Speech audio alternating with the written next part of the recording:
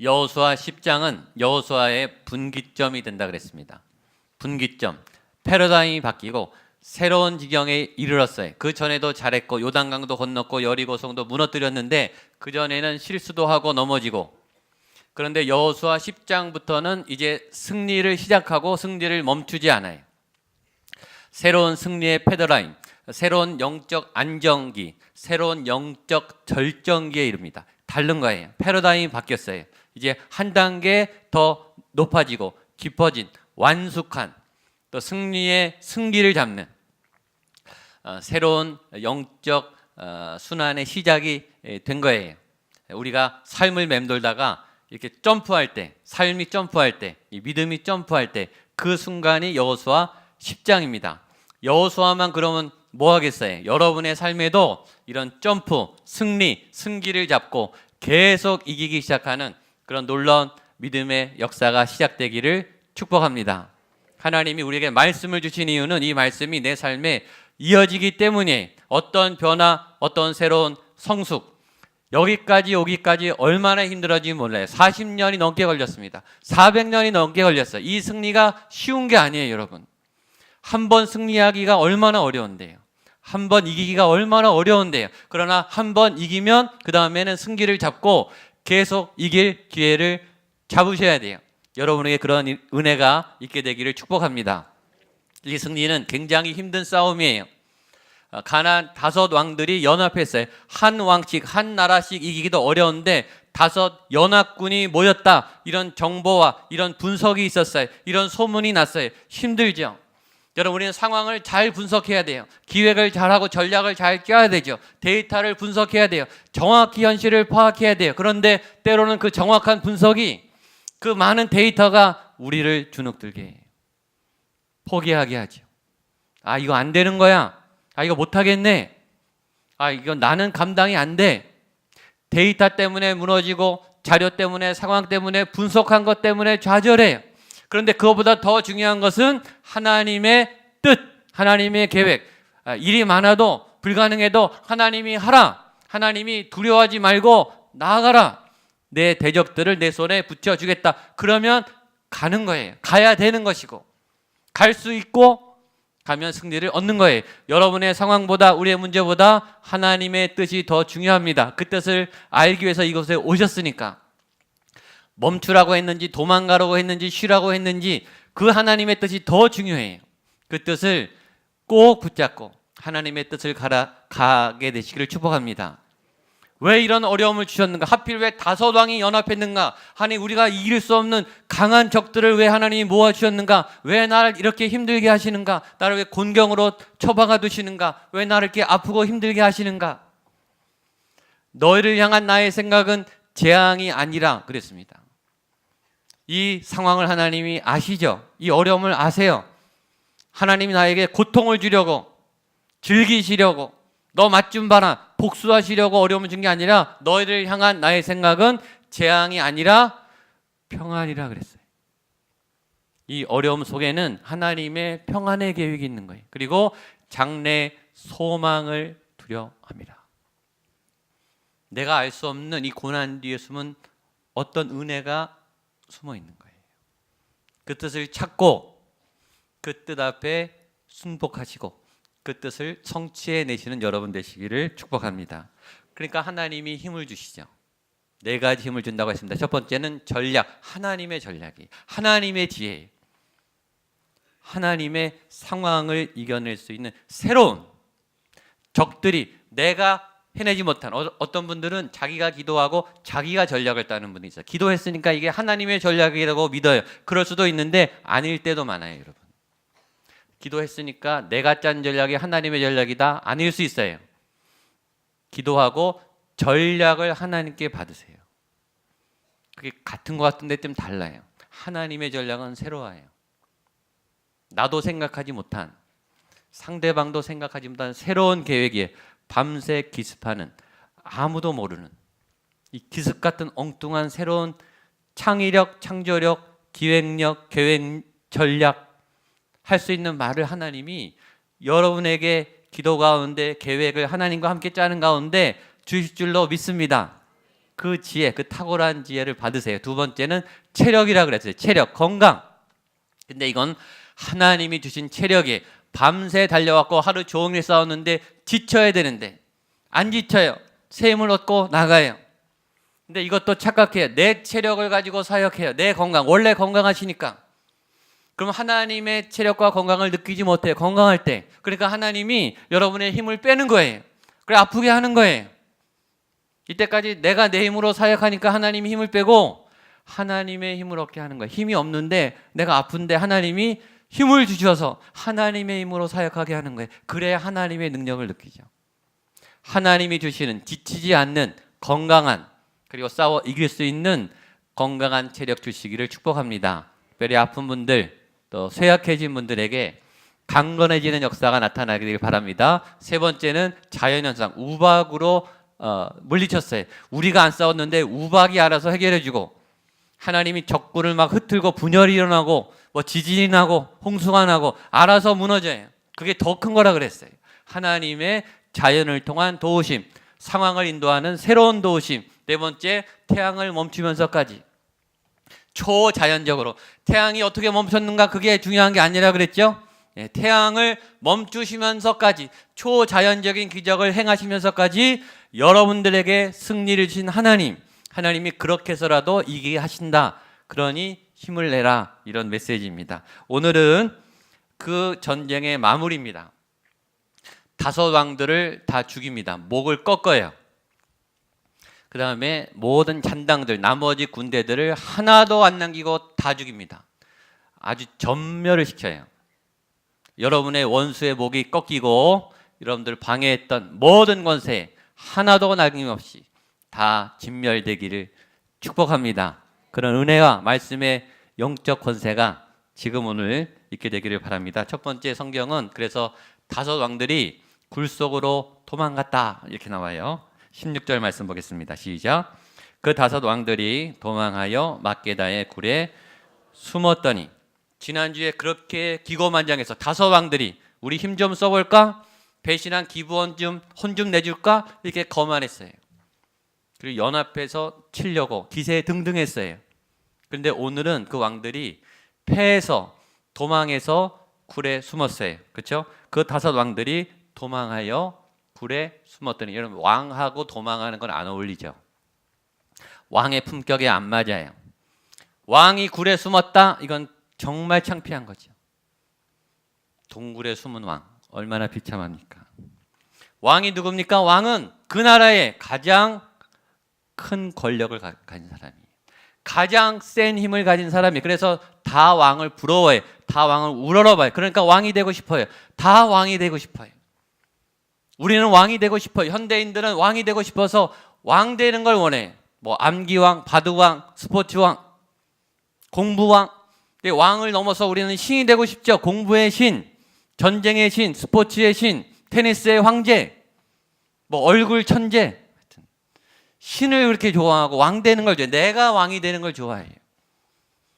권세가 있으니까, 힘이 있으니까. 여러분 힘이 있는 건 좋은 거예요. 능력이 있는 건 좋은 거예요. 그런데 그 왕들이 오늘은 초라하게 도망을 갔고 굴에 숨었습니다. 왜 그랬을까요?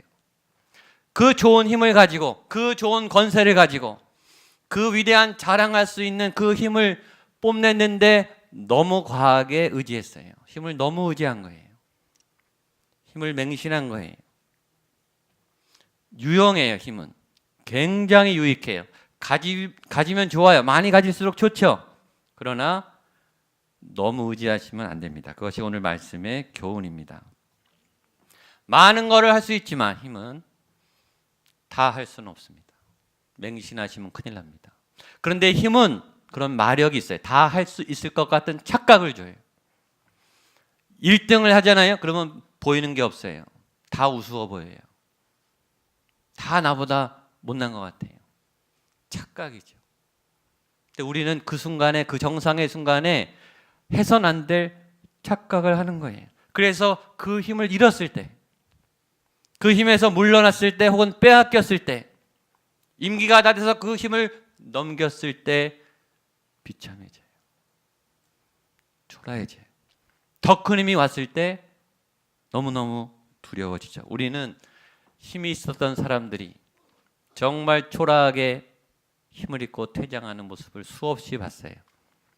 힘이 큰 사람일수록, 많은 힘을 가진 사람일수록 그 끝이 비참하고 그 끝이 그렇게 처참할 수 없죠. 우린 지금도 보고 있지 않습니까? 그러면 우리는 힘을 얻는 것과 함께 힘을 잘 사용하는 법을 같이 배워야 되는 거예요.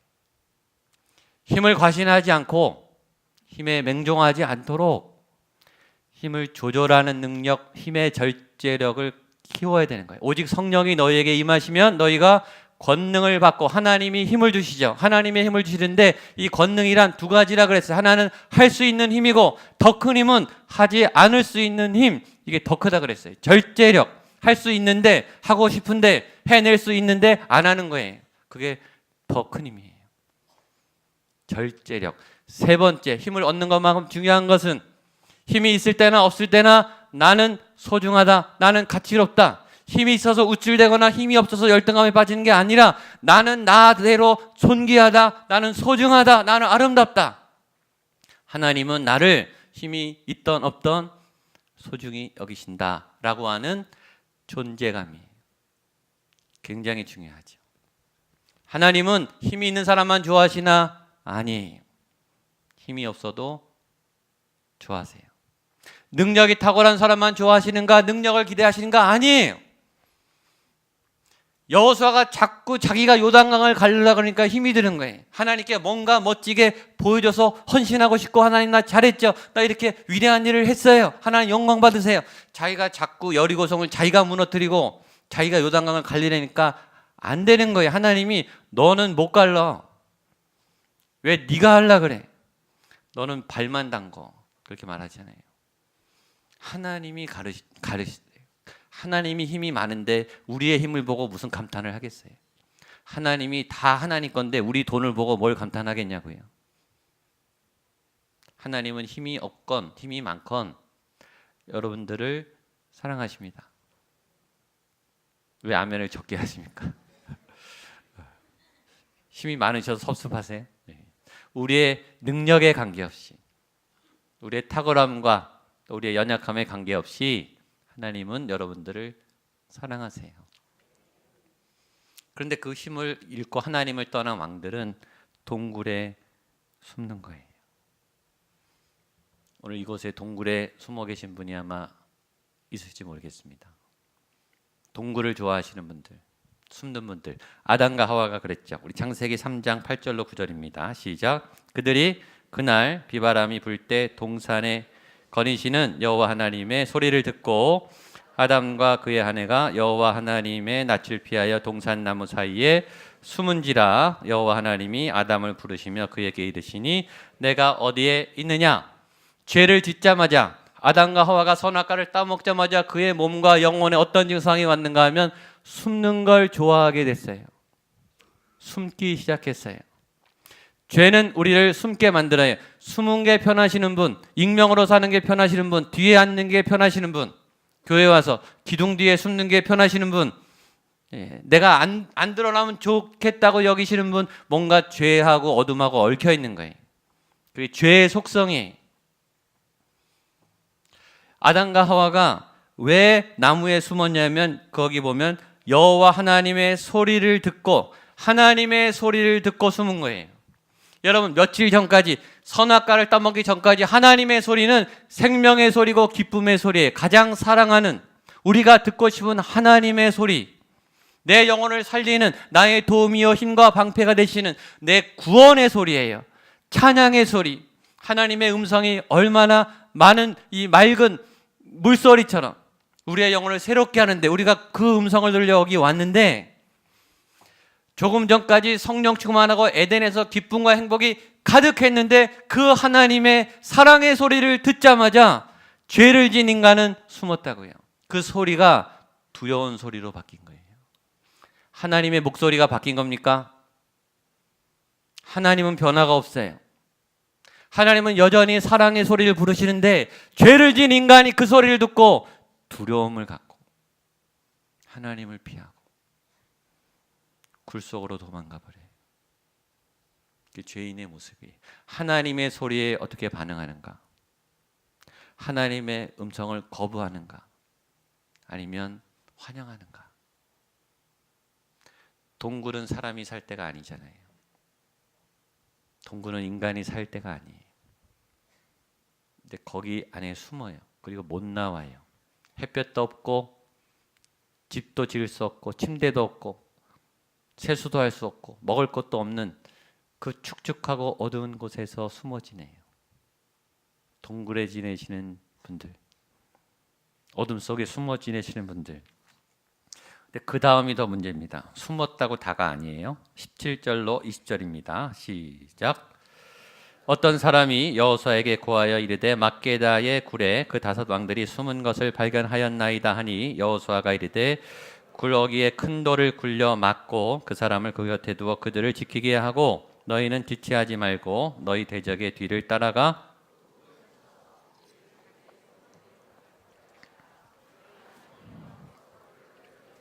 넘겨주셨느니라 하고 20절 여호수아와 이스라엘 자손이 그들을 크게 살육하여 거의 멸하였고 그 남은 몇 사람은 견고한 성들로 들어간 고로. 자, 동굴에 숨었다고 끝나는가? 괜찮은가? 아니에요. 보세요. 17절 어떤 사람이 여호수아에게 고하여 누가 일렀어요? 들킨 거예요. 숨긴다고 가려집니까? 들키죠. 죄는 들킵니다. 감출 수 없어요. 그리고 입구를 막아버렸어요. 못 나와요. 갇혔어요. 더 어려운 길로 간 거예요. 잠깐은 안전할 것 같지만 막혀버렸어요. 죄를 지면 잠깐 해결은 되는 것 같아요. 잠깐 좀 살 것 같아요. 그러나 더 힘들게 된 거예요. 아니야, 나 거짓말해, 나 안 했어. 누가 속아줍니까? 다 아는데. 말할 때부터 알아요. 남들이 바보입니까? 다 알죠. 속일 수 없어요. 숨어도 소용없어요. 동굴은 안전하지 않습니다. 여호수아는 동굴을 막아버립니다. 갇히는 거예요. 동굴에 숨으면 갇혀요. 한편 여호수아는 여유로워요. 그냥 입구를 막아놨어요. 끝났어요. 이제 서두를 필요가 없어요. 여호수아는요 굉장히 침착해요. 차분해요. 이것이 믿음에 있는 사람의 갖고 있는 평안과 여유예요. 서두를 필요가 없어요. 막 할 게 많아서 분주하게 해치고 다니고 약속하고 막 나도 정신이 없어요. 내 삶이 뭘 이렇게 할 게 많고 분주한지 너무 정신이 없어요. 하나님의 사람의 모습이 아니에요. 하나님의 사람은 천천히 그러나 꾸준히 서두르지 않고 차근차근 합니다. 여러분 이런 사람이 제일 무섭습니다.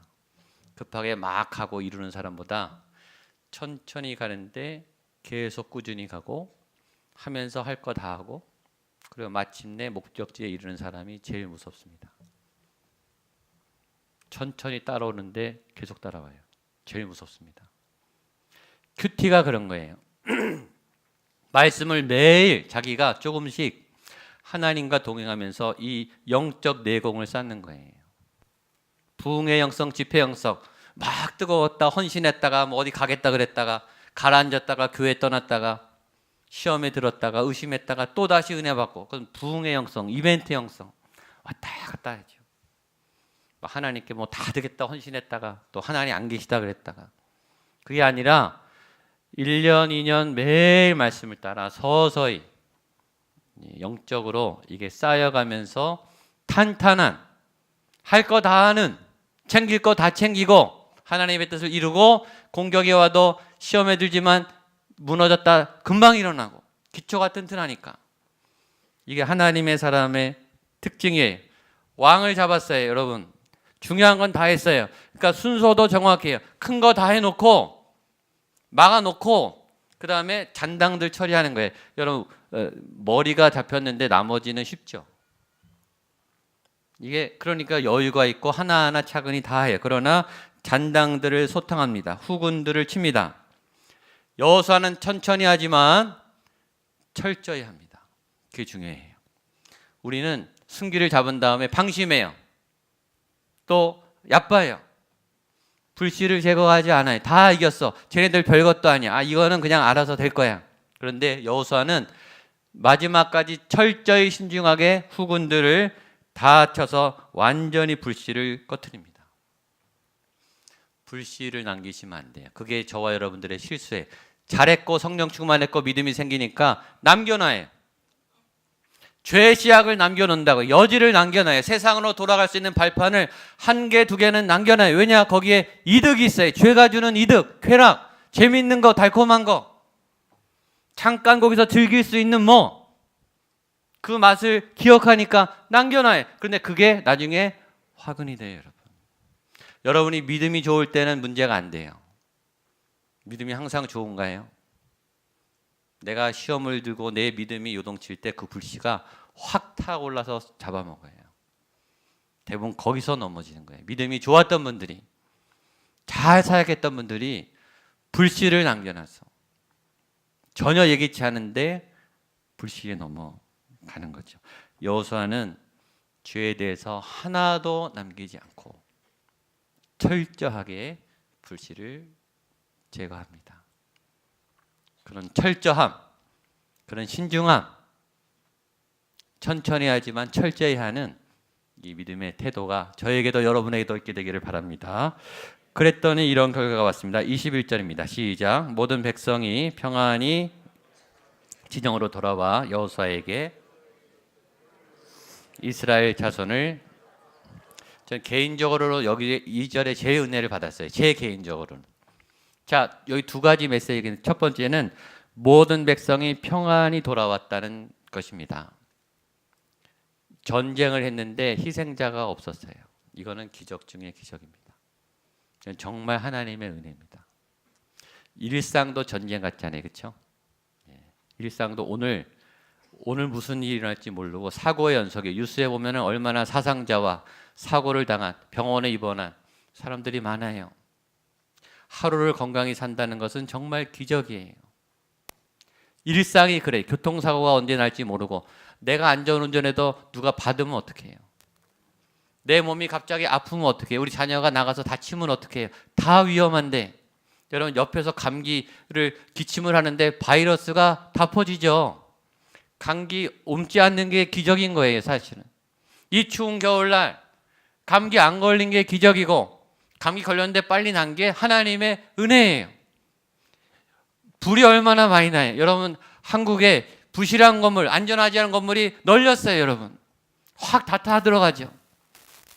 불 안 난 게 기적이에요, 사실은. 불난 분들은 너무 안타깝고, 불에서 지켜주신 은혜 하나님께 감사하죠.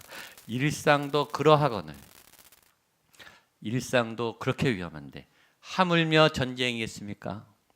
이건 죽으러 가는 건데요. 다치러 가는 거예요. 각오하고 가는 거 아닙니까? 얼마나 위험합니까? 근데 하나님이 모든 백성을 평안히 오게 했다는 거, 이건 정말 기적 중에 기적입니다. 이런 하나님의 도움, 하나님의 지키심이 여러분과 함께 하시기를 바랍니다.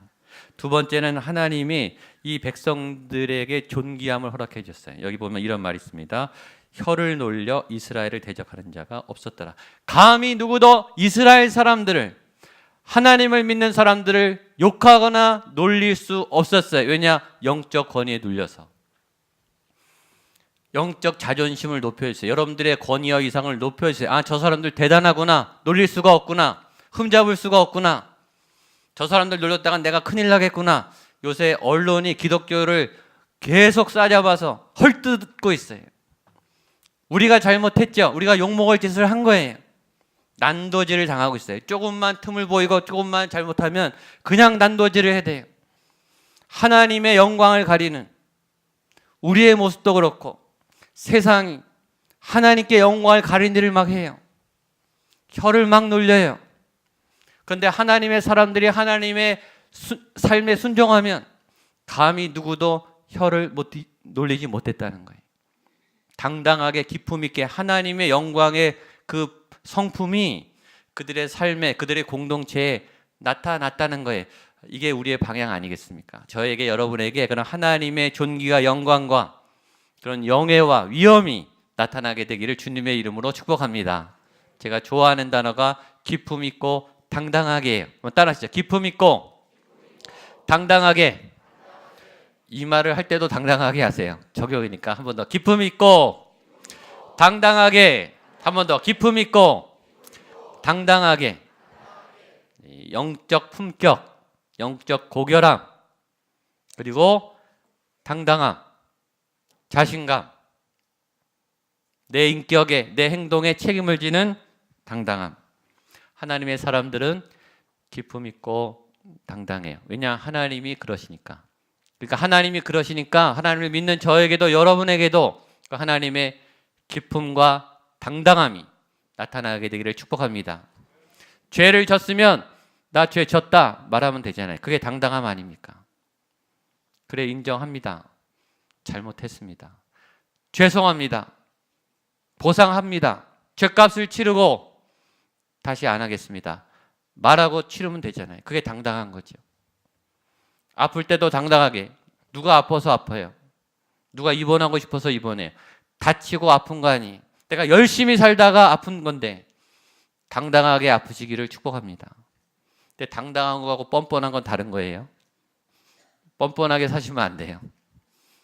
당당하게 사세요. 봉사를 당당하게 하세요. 누가 뭐라 그러든 무슨 상관이에요, 그게. 누가 좋은 사역, 나쁜 사역을 누가 갈라요? 그건 하나님은 그렇게 하지 않죠. 누가 알아주든 누가 보든 보지 않든 당당하게 하세요. 하나님이 맡기셨는데, 내가 그 일을 하는데 뭐 어때요? 그러니까 함부로 못하죠. 청소를 하는 사람도 함부로 하지 못하는 거예요. 하나님의 영광을 가지고 기쁨을 하는데 누가 그 권위에, 누가 그 성실함에 토를 달겠습니까? 저는 어디서 무엇을 하든지 당당하게 살아가시기를 축복합니다. 그 용기는 하나님이 주시는 거예요. 하나님이 힘을 줘야 내가 내 죄를 고백하고 죄를 시인하고 죄에 대한 책임을 질 수 있는 힘을 주시는 거예요. 크리스찬이에요. 여러분, 어떻게 우리가 완벽하겠습니까? 어떻게 다 잘하겠어요? 실수하죠. 죄 짓죠. 고백하면 되시죠.